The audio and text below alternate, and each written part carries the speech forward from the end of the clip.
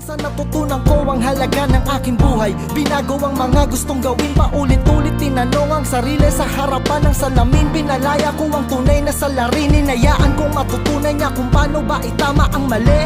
Mga di madali ay harapin, bahala na kung saan ako nito dalhin. Basta't sinimulan ko kung paano ang sarili mahalin. Isang buhay na may pag-ibig sa sarili, sa pamilya, para sa kapwa at mga tropa.